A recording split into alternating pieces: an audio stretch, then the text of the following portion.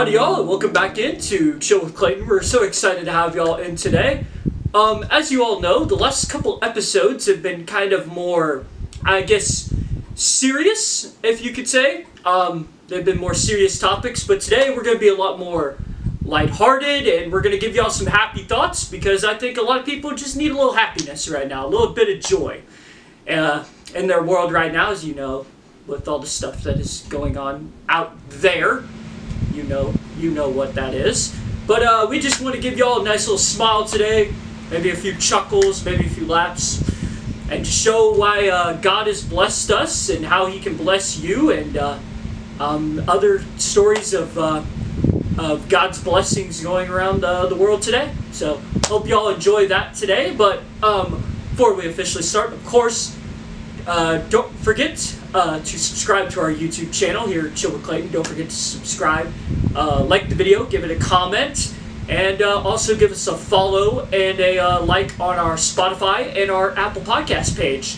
And also check out the daily verse that is out every day on the Chill with Clayton Instagram page. We're also especially excited to be announcing the brand new Chill with Clayton email, where you can, for one thing, you can come on to the show. You can ask us to come on to the show and give us your topic and like whatever you want us to talk about, whatever questions you want to ask, you want me to ask you. So that's going to be pretty cool. So remember that. chillwithclayton@gmail.com is our email address. And yeah, it's going to be really cool. You can come be a part of the show, and like whatever else topic you got for us, hey, send it in, as well as any like comments or concerns about the show. We'd love to hear from y'all. So, as I was saying, today's episode we're going to be talking about how God has blessed us in our life. First off, I would like to talk about some of the blessings that God has given me in my life. When I was in high school, and some of y'all might know this through our episode about my testimony. By the way, you can go check that out. Great episode if you want to learn more about my testimony. But as I was saying, our family came from, it was in very hard financial times at the time. And I think a lot of y'all would be wondering, like, would I ever get to church camp? Would I ever be able to do this? And all that. Why we were on hard financial times was because my dad unfortunately lost his job, and you know that can be very tough for a family, especially for the provider of the family, because God wants us to be providers of our family, especially the males are the providers, but also females, don't worry, y'all are also providing as well, because we have to have both of y'all in the same household. That's why they created a male and female, but that's besides the point. The thing was, for my family, is like I was wondering, like, would I ever make it to church camp, would I ever be able to do these cool special events. But God blessed me enough, He blessed our family to have those moments. During those times when we had financial trouble, we were homeless. But the thing was, we never stayed in a car. Never stayed in a car. God provided either a hotel or a friend or a family's house for us to stay in, and we were so thankful for them. They helped us out along the way, kind of get us back on our feet. I remember very clearly, like a lot of me, we were so thankful still to have a car at the time. But like when you go into high school or go into your late intermediate school, into junior high, and you're wondering, like, dude, like, what am I going to eat for dinner? Is it going to be like a racetrack hot dog? Is it going to be some fast food? Or is it going to be... You're wondering about that, but God gave us so much peace at those times, going like, hey, I will make sure that there's food for you. There is food. There is shelter. And God stick with His promise on that. He sent me to church camps where... And I don't think if I was at those church camps, I wouldn't be where I am today. As well as having just friends and other fun activities. I'm so thankful that God gave me those friendships. So especially I want to shout out my buddy behind the camera, Mike. He blessed me with that friendship back in 9th grade. So I appreciate that friendship, been really huge in my life. Also, other guys I want to shout out, KP or Colton, Jacob, Dawson. I could keep going on and on with the names, but like, I'm so thankful for you guys coming into my life and just being a nice shining light for me, and thankful for just that you're my friendship's been helpful in y'all's life as well. Yeah, so I wanted to shout out those guys. Those are big time friends in my life, so I appreciate their support on this. And yeah, God has also blessed me with giving me the chance to teach kids. If you asked me when I was like probably preteen, becoming a preteen, if they said, "Oh yeah, Clayton, would you want to help with little kids?" Heck no. Like, honestly, I would not want to help with little kids. I'd be like, no, I want to go out and hang out with my friends. I just want to go enjoy myself. But God really opened up my heart to kids, and like, He goes like, hey, maybe you should go help with the students, like after you're done with college. And I'm like, okay, sure. I mean, and KP, if he's watching this, he can attest to this. But like, we stayed in like a 110-degree container in the middle of Central Texas to teach kids about the gospel. But I still won't regret it, because I mean, hey, kids got to know Jesus and they got to follow Jesus. I've also helped out with VBS. God has given me those opportunities when I was a student to help out with VBS. Either if that was a rec team guy or a teacher or just a floater, and just went into the classroom like when they needed me, and I helped like calm down the kids. Like, God put me in those positions because He knew where He wanted me in my life. And now I know a lot of people are going like, well, I want to go into the business industry, I want to go into the movie industry, I want to go into the sports industry. Let me tell you this. Your discipleship of people does not end there. Just because you're at the church and go like, oh, well, I've done my time. As my pastor says, prisoners do time. But yeah. Remember that God has given you a purpose in your life. And yeah, I mean, He's giving you a purpose. So like, either if that's teaching kids, teaching your co-workers, teaching your family, as y'all are being, if there's anybody of my generation watching, you know, we're about to, you know, start thinking about family, or some of y'all have started a family. For my older audience, I mean, you're teaching a family or teaching your co-workers. And heck, even for kids, I mean, you could still teach people, because, I mean, and I'll get into this in our good news stories for today, but don't let anyone look down upon you because you're young.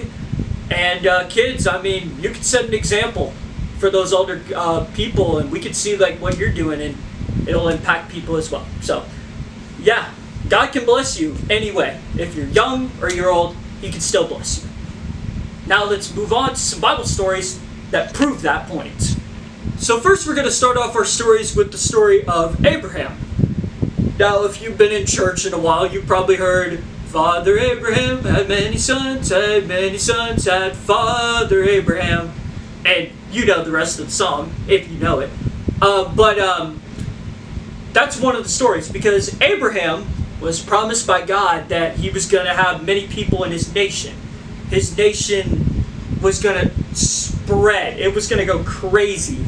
But at this time, Abraham was very old. And when I mean very old, he was very old. Like, he was over 100. He was in his hundreds. Like, it was crazy. But at that time, him and his wife Sarah wanted a son. And I think a lot of people are going like, oh, old people can't have a son, or old people can't have babies. Well, God goes, let me prove you on that. And God goes, okay. So He ends up blessing Abraham and Sarah with a son. Of course, his name was Isaac. And that's really cool that God blessed him with that. He also blessed him with wealth and that great nation. And those descendants would actually become the Israelites.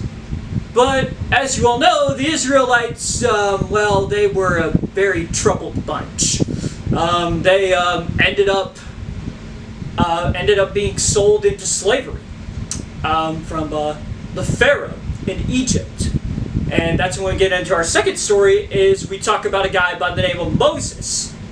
Now Moses, if you know, he was called by the burning bush, the whole burning bush story, and the staff into a snake, the 10 plagues, you know that story. But at that time, Moses was like, hold on, you're telling me that I'm going to be saving all these people out of Egypt? No. You got the wrong guy. You got the wrong guy. But God goes, no. You're the guy for the job. I trust you with this. Now go do it. Now, Moses did go ahead and do it, and that's when we got the 10 plagues and all that, because Pharaoh wasn't listening. But at that same time, the Israelites were saved and able to go out of Egypt, and they were blessed that way. Now, of course, they didn't officially make it to the promised land, but now our descendants of theirs actually got to make it to the promised land. And that's when we get into other big-time stories. We talk about King David and his blessings that he had. He was blessed to become a king, even though he was a shepherd boy. He was just a shepherd boy. He was the littlest brother, and he was just making sure the sheep were fine. But God had a purpose for him. I also think of stories like Shadrach, Meshach, and Abednego, who trusted what the Lord said, and they still were blessed, because even though Nebuchadnezzar was going to throw them into the fiery furnace, there were 4 guys in there, and God kept them safe through that. And you can see many stories like that throughout the Bible. You see that with the story of Ezra, the story of Paul, the 12 disciples. You see, whoever is following with God, they will be blessed. Now, is there hardships that come along the way? Yeah, I mean, that's what God told us. There's going to be hardships. But with hardships do come blessings. And God blessed his people very well. Paul was very blessed. He was very smart. He was very knowledgeable. That's why he was a guy who killed Christians, but he got a second chance to go out and teach the stories of the gospel to people. And it was just so awesome to see what God can do with people. So, even though you feel like you might not be blessed at this time, don't worry. Your blessing will come. In those times of hardship, remember the times of blessing. So, definitely with a guy like David, when he sinned against God, he still remembered that he was a guy after God's own heart, because he blessed him in those times. So, and then, I even bring up the story of the prodigal son, the guy who spent all his wealth and all that against his father because he wanted his share of the inheritance.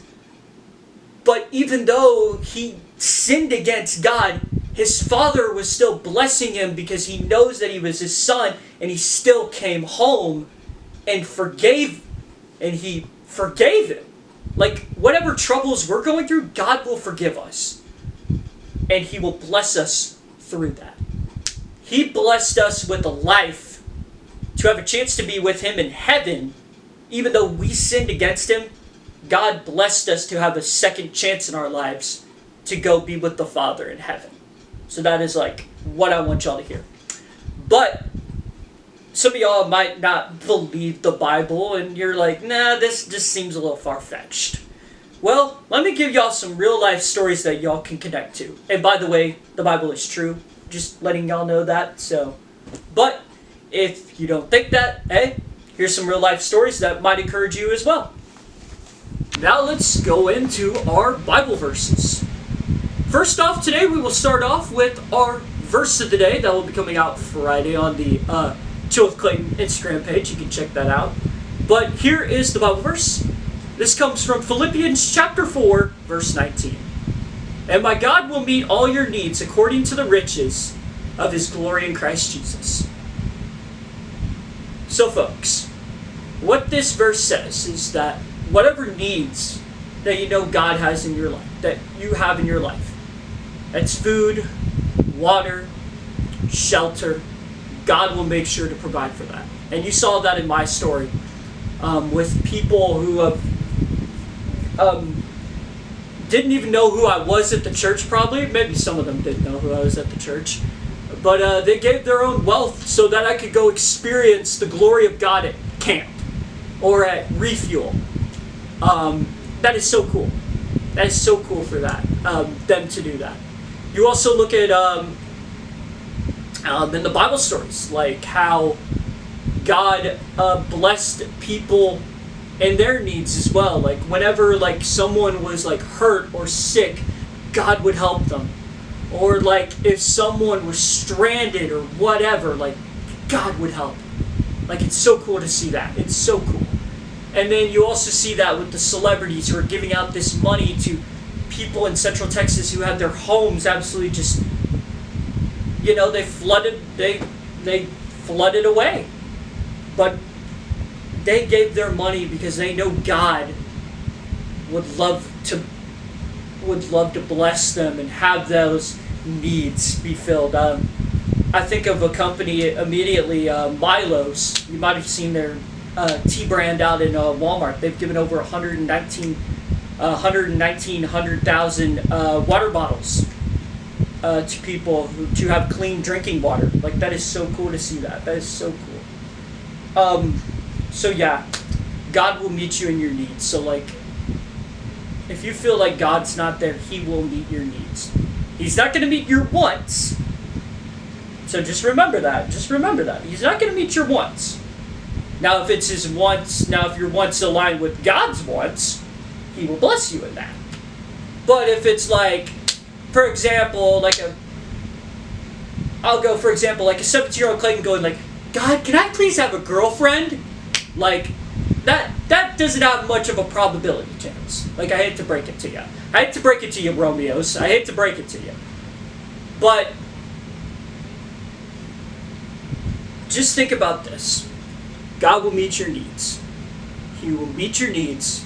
He won't meet the wants unless if it's what God wants. So that's what I want to say in that part of the Bible story. Other verses include James 1:17, Ephesians 1-3, Matthew 6:30-33, Malachi 3:10, which is about offering, which in my opinion is one of the best things ever, because you always want to give your 10% to the church, or the storehouse as it's called in the Bible, because God will bless you in those moments when you are faithful and trust Him in those times.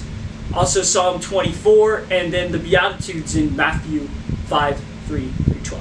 So pretty cool, because if you be like these things, like He says in the Beatitudes, He will bless you in those moments. So pretty cool. But I think that is going to wrap up our episode for today.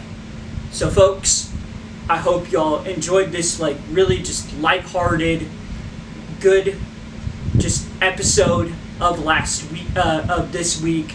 I just hope it gives you some just encouragement, heart, just a little bit of joy. And for anybody, if there's anybody out there watching on Central Texas, remember that we are still praying with y'all at this time, and we hope and pray that those people will be found.